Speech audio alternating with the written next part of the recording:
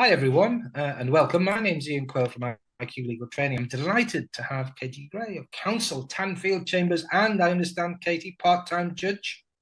Yes, just appointed. Yes, thank you. Congratulations on that, and thanks for joining us. Katie, I've read a number of your articles, etc., in connection with the work that you're doing, and it's really impressive and really interesting stuff. But what I'd like to do today, if possible, is have a chat about this case of Cheung and Mackenzie that you're involved with, which I was really interested in because what we've got is a number of points. So if I can ask you some questions about it, if that's all right. So there are one or two questions that I think are significant. Firstly, this issue about building schemes, etc. And I think it's important for conveyancers to understand the mechanics of what's necessary to establish a building scheme. So can you just sort of refresh my mind for me and provide guidance for conveyancers and practitioners generally about what the conditions are to establish a building scheme and whether this case sort of shed any additional light or anything novel on the issue?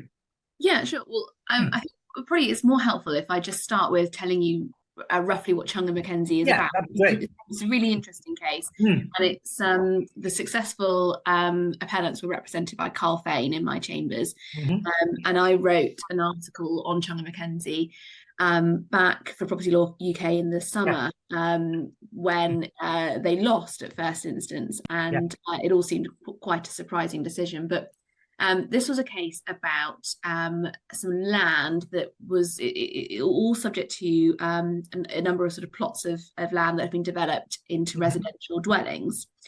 And the covenants on the land provided that there was no building on each plot other than one detached dwelling. But what the developers wanted to do was to build a block of flats on the plot. So on the face of it, they couldn't do that. But the deed stated that the governors, and that's the Whitgift Educational Foundation, who were the previous estate owners, the governors reserved the right to deal with any of the plots situated upon this estate or any of their adjoining or neighbouring land without reference to and independently of these stipulations, and also reserve the right to allow a departure from them in any one or more cases. And so the developer thought, aha, departure. They are allowed to allow a departure. That means they're allowed to release these covenants so that I can build my block of flats. Well, one of the neighbours got wind of this proposal, went off to the High Court for a declaration that the governors weren't allowed to do that. Well, in fact, now it's the Whitgift Educational Foundation. They weren't allowed to release the covenant, and it was held at first instance that they were right about that. The High Court said, well, actually, it would be kind of odd if you could, with one hand, grant restrictive covenants for the benefit of a purchaser, and then with the other, take that away without reference to them in the future. So the High Court held, well, no, that doesn't work. On appeal, that was overturned for reasons that we'll come to, and the development is now allowed to be built. But on this building scheme, in this case, actually, it was common ground that this wasn't a building scheme, that the foundation had reserved various rights to deal with the land itself. So no one was arguing here that it was a building scheme. And actually, building schemes are relatively rare. You can find them sometimes, but they're relatively rare in practice. But what you need to have in order to rely on a building scheme is that firstly you need to make sure that there is a defined area where the scheme operates, a defined area of land. Usually you'd define that in accordance with the plan normally. The title to that land needs to have been derived under one common vendor. So, an estate owner selling off plots of land to different people, and then the estate needs to be let out or sold, laid out to be sold as plots of land, and that the restrictions, all of these restrictive covenants, are intended to benefit all of those lots of land. And then finally, you need to make it clear that to the purchasers within the wording of the deed that these obligations are to be mutually enforceable. So you would usually use words like, this is intended to be a building scheme. and that makes it clear. But they are still relatively rare. So the answer to your question is that in this case it wasn't a building scheme, so there wasn't much said about it. But those are the principles. Thank you for that. That's great. And again, looking at this decision, are there any issues that you can extract from it that are relevant in connection with rules of construction and interpretation that practitioners should be aware of, or that sort of the case sort of heightens or draws? Yeah. Well, I mean, this case was entirely about construction and interpretation, and what those few words that I read out at the start actually mean. And I think what I take from this case is that it goes to show the real depth of analysis that you can be getting into when you're determining a construction dispute. So here, the focus on the appeal was of the use of the phrase "and also" in that line where so it's almost as if that covenant is kind of split into two parts. It's the bit that allows the governors to deal with other plots on the estate independently, and also to reserve the right to allow a departure from them in any one or more cases. And on appeal, the High Court judge found that actually the use of those two different verbs, the verb to reserve and then the verb to allow, pointed towards those two obligations being separate and distinct. And once you acknowledge that those two parts of that paragraph in the deed are separate, then there's no reason not to give effect to those two parts separately. And so no reason to limit the operation of the allowing departures to later conveyances. It must relate as a matter of ordinary language and grammar to this as well.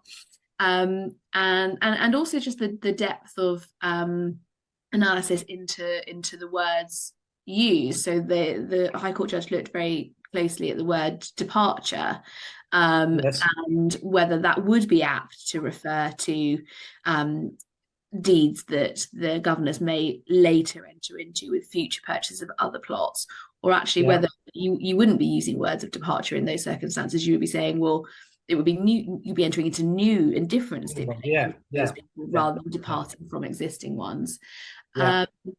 And one of the kind of interesting features about this, as always, I think, in construction of contractual documents, is the extent to which commercial common sense comes into play, and the different interpretations that courts can put on what is commercial common sense. So at first instance, the court held, well, it wouldn't make commercial common sense if you were allowed to take away rights, as I've said. Governors were allowed to take away rights that they had granted. And actually on appeal, the High Court judge said, well, it's not really surprising, is it? Because it's a well-known way that estate, landowners make money. Of course. They charge a release fee. And also in terms of common sense, not even commercial common sense, but common sense, it sort of makes sense that the person who's able to agree to things, to release the burden of the covenants if they're going to be released, is just one person. That decision is in the hands of one person, rather than the developer having to go to each different person on the estate who owns a plot. So that was the commercial common sense factor that the court had regard to here. So I think that is really interesting, actually, how those different factors kind of interrelate on appeal. Because I say to practitioners often, Katie, look, it's not all well and good just trotting out, hey, the land's burdened by a restrictive covenant, but often, the wording of the covenant can be really significant, and its interpretation can be significant, and sometimes to determine what one covenant actually means, you've got to look at the wording of other covenants and ask yourself, why is the wording to this one different? So from a practitioner's perspective, I always say, it's all well and good just saying your land's burdened by covenants. Well, first of all, is it? Have you investigated to determine, yes, the covenants are enforceable, and if so, by whom? And then, just simply saying to the client, read that covenant. A layman reading what you've just said might not fully appreciate the nuance and the potential interpretation that could be applied to it. So I think, conveyancers have to be careful about making sure that clients understand that a covenant could be far more wide-ranging or have far greater significance than at first sight. And I think, in my reading of the case, I looked at that and thought, well, yeah, as a practitioner, as a transactional lawyer, I look at this, I'm going to give it a sort of superficial level of understanding. But actually, when you drill down, it's radically different, isn't it? It is, and actually one of the arguments made by the respondent to this appeal was that a conveyancer looking at this document would have thought that the rights were not capable of release, and the judge said, well, actually that's not the test. That's not how you interpret this document. That's had after the event. So, but and the other thing is, of course, it's so risky because one person's, as you see from this, one person's interpretation is completely different to another judge's interpretation. And it just goes to show that litigating about this stuff can be really risky if you don't think about it in depth. Yes. So I think the take home point really from a conveyancing perspective is, look, to highlight the existence of covenants, to explain what you think they mean, but to explain to clients, look, my interpretation might be wrong. If you think, Mr. Client, that this covenant could bite you, or if the various interpretations of the covenant could have impact on you or affect you, then further investigation is required. And again, Katie, I think the logical thing here is, if you're really concerned about this or another covenant and you're not sure whether it bites or not, is say, look, we need counsel's opinion. Yeah, I think that's right. And we've talked before, haven't we, about making applications as well to release, to modify and discharge covenants.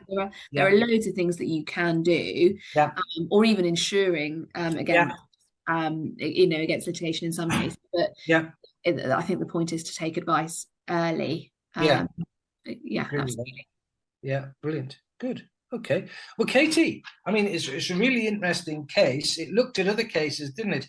Am I right to say that it sort of reinforces Arnold and Britton? I mean, so obviously Arnold and Britton, Wood and Capita are the two sort of seminal cases on construction of contracts, and they're the two Supreme Court cases that have stood the test of time since 2015, 2017. So everyone sensibly, everybody acting in this case agreed that the principles in Arnold and Britton and the principles in Wood and Capita applied.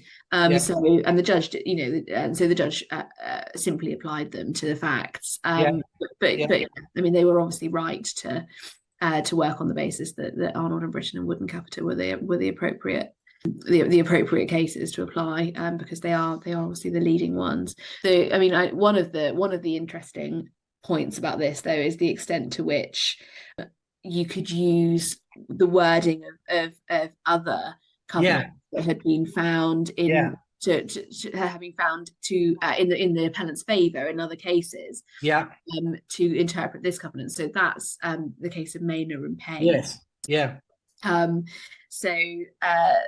That I think it was a bit of it might have been a bit of a reach on the appellant's part, but what they were saying was that this case, Maynor and Payne, which hadn't really troubled any appeal court until now, and had kind of only existed only as a footnote in Preston and Newsom, but it just happened to have almost exactly the same wording as the covenant in this case. And what was argued by the appellant is that actually the draftsman of this deed might have had Maynor and Payne in mind when they were drafting it, and just kind of copy pasted it over. It was applied in that way in this case, and so I'll use it in this documentation. Actually, that argument didn't carry. The appellants were successul, but not on the basis of that argument. That argument didn't carry favour. The High Court judge, Mr. Justice Miles, held that case couldn't really even be considered as persuasive authority. So it was kind of a genius submission, but it perhaps didn't land as it might have been hoped to have landed. Brilliant. Okay, Katie. So, I mean, it's a really interesting case. Your insight is fantastic. Thank you so much for that. I've really enjoyed talking to you about it because, as I say, transactional property lawyers frequently are just there to get the deal, get the deal over the line, get the client happy, and off we go into the sunset.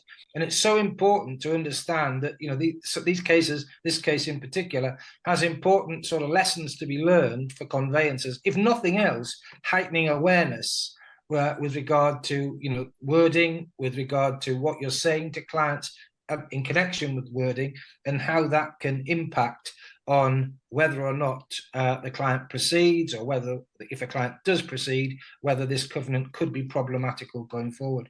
So, Katie, I'm conscious of your time and very, very grateful indeed for you to come along and join us today for a chat on this case. A massive thank you as well for your contributions to Property Law UK, really well received. Look forward to doing some webinars with you in the future in connection with, I think we were talking earlier about rights to light, party walls, etc. Love to do something on party walls in particular. And thank you so much for giving of your time and sharing with us your expertise in connection with this case. It's been brilliant. Thanks, Katie. Thanks, Ian. Thanks very much. Thanks. Bye.